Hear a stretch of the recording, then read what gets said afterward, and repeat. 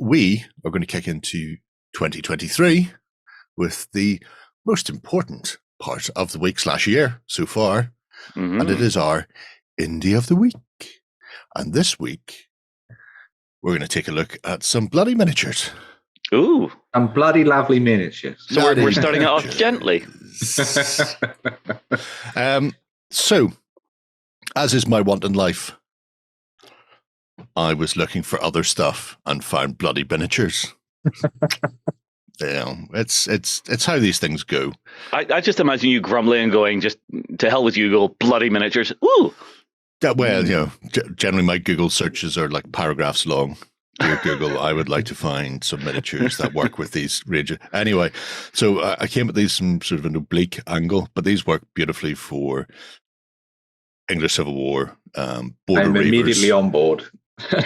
30 Years War, things like that. So the range itself is sculpted by Nick Collier, who's done some outstanding work in the past for people like Harlequin and Wargames Foundry and the Assault Group.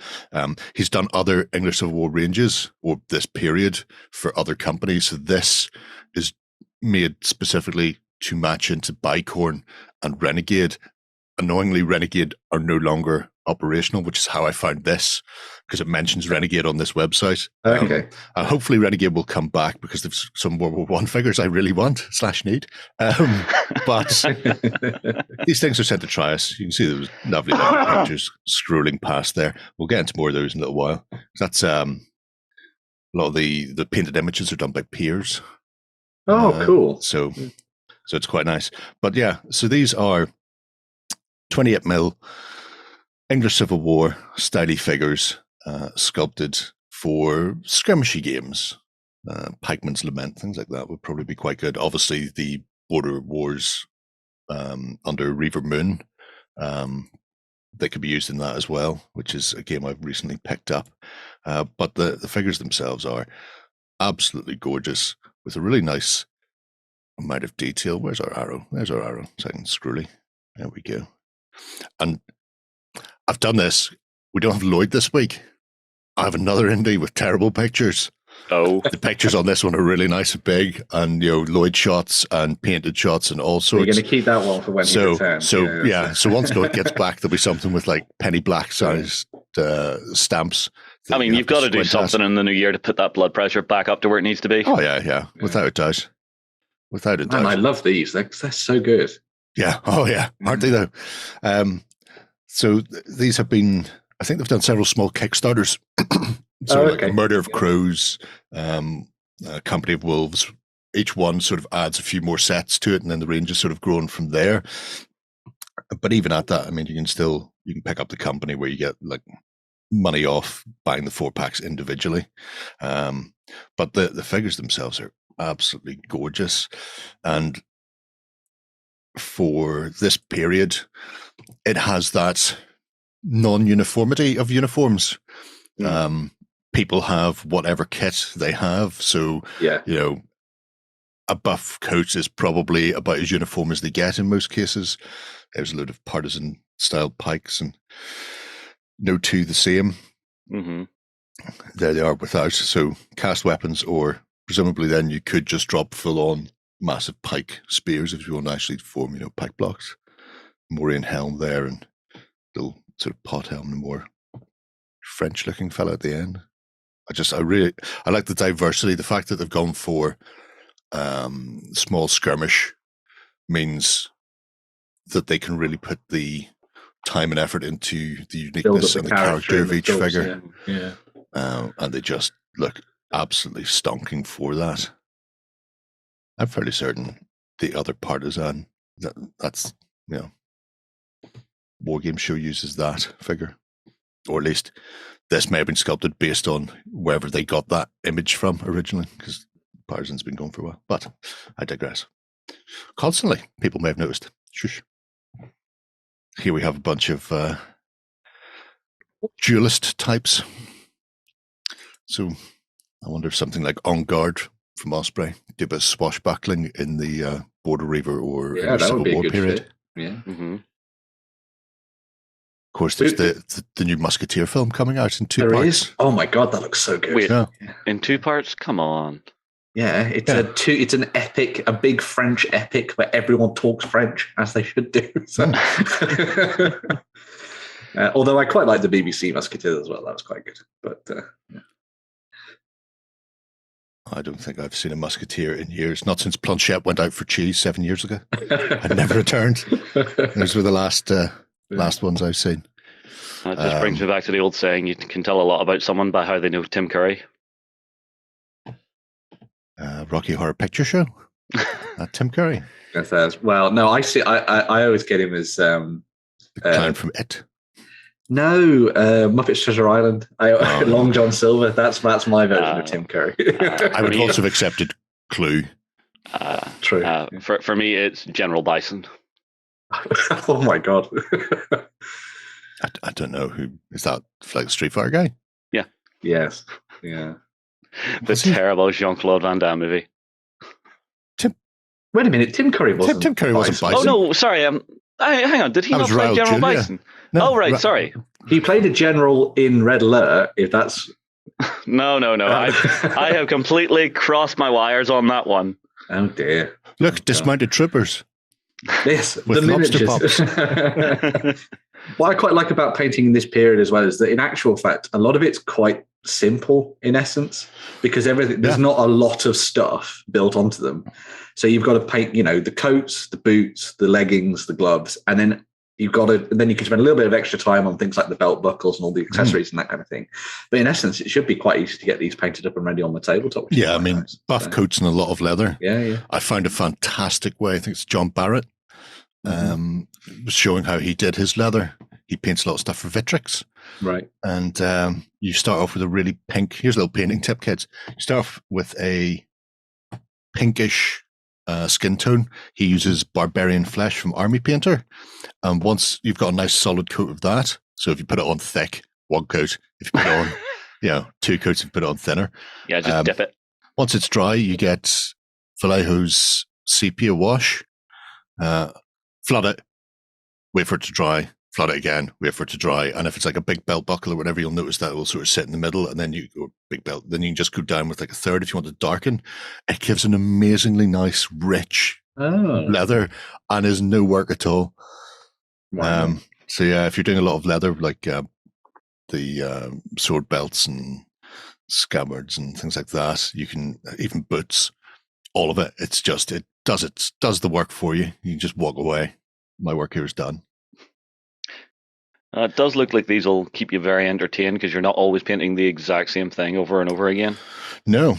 Like I said, mostly we've been looking at the people who are more sort of standard, shall we say, for the period. However, some of the more recent stuff they've done moves over the border into the Highlands, and we'll get to them in a minute, and they look... They're the exact opposite of everything Ben just said. They are not easy. There's tartan and plaid everywhere. There's cockades of feathers in their hats. Here's a bunch of looters running about. It's the way we do not go. Yep. Look at them. We can tell they're not parliamentarians. They're drinking. No, that's true. Clearly they've just raided the local inn. Yeah. They look like me in stages over Christmas. Presents, booze. Taking this back to my room. The gallant ladies. Yeah, that's cool. And the village people. I love the naming of these guys as well. Oh yeah, the Flying Pickets, because obviously that's a band. The Archipelago group. No, just me. No, all right, okay, just you. Leave you to that children. One. Absolute children.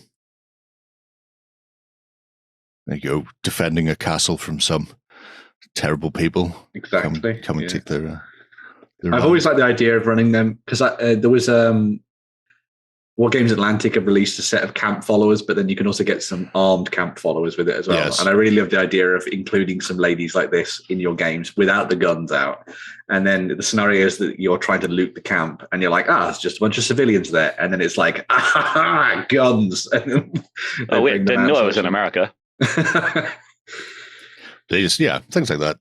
Yeah. These are also good. Like I say, I'm starting to look at border wars, and there are rules for peasants and villagers and the like. So when you go in to steal the sheep and pigs, you may find yourself being poked off your saddle by a bunch of people with some wicked farm implements.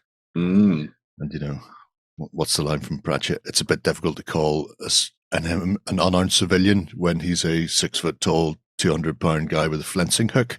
It stretches the unarmed civilian bit a bit far. These really are. I had never ever heard of bloody miniatures until this moment, and I'm now skipped past me entirely, which I'm really annoyed about. I do like that the weapons are separate from the main miniature, so that you can sort of mix things up if you get a couple of sets of these. Yeah. You can alter things, or even, like I say, change the weapons they have altogether. If you want to press gang these into a militia pike block, unarmored civilians, then you just swap out for spears instead of these. You can use a pitchfork, you can use a pike. Yeah.